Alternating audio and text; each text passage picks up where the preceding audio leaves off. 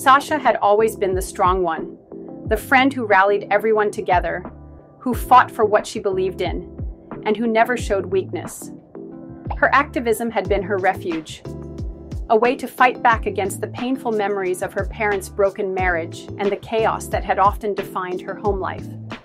But as she sat with her friends and shared her vulnerabilities, she realized that her strength had always been her shield, hiding the pain she had carried for years. The truth was, Sasha had been running from her own feelings.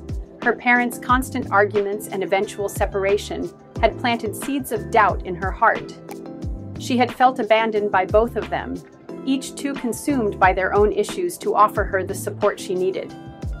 It was no wonder that she had thrown herself into causes she could control, issues that made her feel like she had a purpose.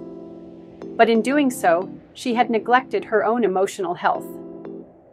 After her conversation with Rhea, Rob, and Sunny, Sasha began to realize that her activism, while important, had been a way to deflect from her own unresolved grief. She had always been the one to advocate for others, but she had never taken the time to advocate for herself.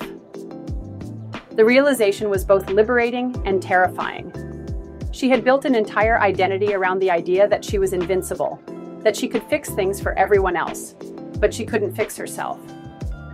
Sasha knew that in order to truly heal, she needed to address the pain she had long buried. The first step was confronting her relationship with her parents. She had avoided them for years, believing that their failure to keep their family together was a reflection of her own inadequacy. But after a long period of reflection, and with her friends' support, she finally gathered the courage to reach out. Her first conversation with her mother was awkward, filled with hesitation and uncertainty. There were no easy answers, and there was no immediate reconciliation.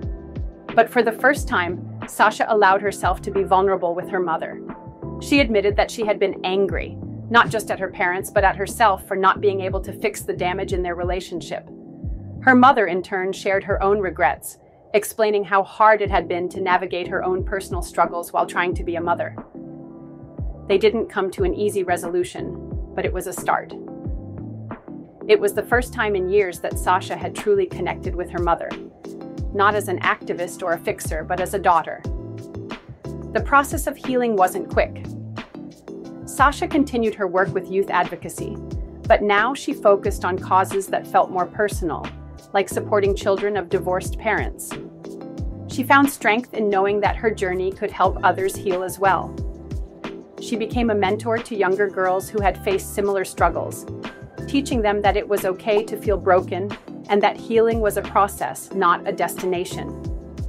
Through it all, Sasha learned the importance of self-compassion.